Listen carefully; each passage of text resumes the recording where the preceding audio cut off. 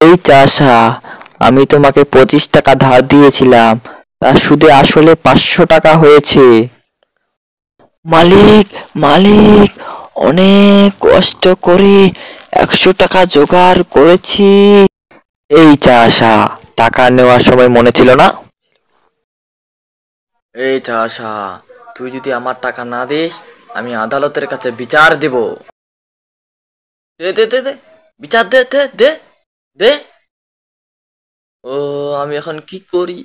হ্যাঁ, বুদ্ধিমান উকিলের কাছে যেতে হবে। বুদ্ধিমান উকিল তো সব সমাধান করে দিতে পারে। ও উকিল, তোর যে বলে সেই বুদ্ধি, মুই না একটা খুব সমস্যায় পড়েছু। তুই এই সমস্যাটা আমার সমাধান করে দে দি। কি সমস্যা হচ্ছে? মুই একজনকার লোকের 25 টাকা ধার নিস নু।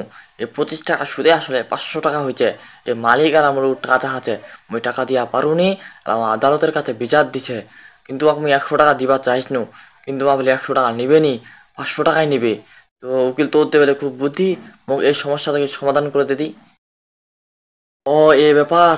আচ্ছা ঠিক আছে, আমি যখন আদালতের কাছে নিয়ে যাব, তখন আদালত যখন জিজ্ঞাসা করবে, যে কেউ প্রশ্ন করবে, তুমি খালি শুধু বলবে ব্যা ব্যা ব্যা ব্যা, যে কোনো প্রশ্ন করুক। আচ্ছা, বলো, তোমার কি সমস্যা চাষা?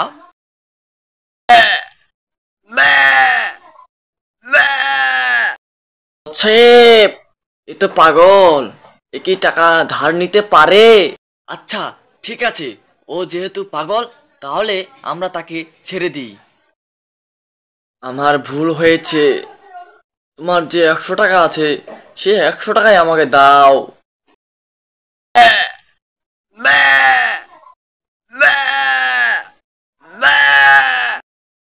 আমার সমস্যা আমি সমাধান করে দিলাম, আর তুমি আমাকে 100 টাকা দিতে চাইছিলে, দাও 100 টাকা।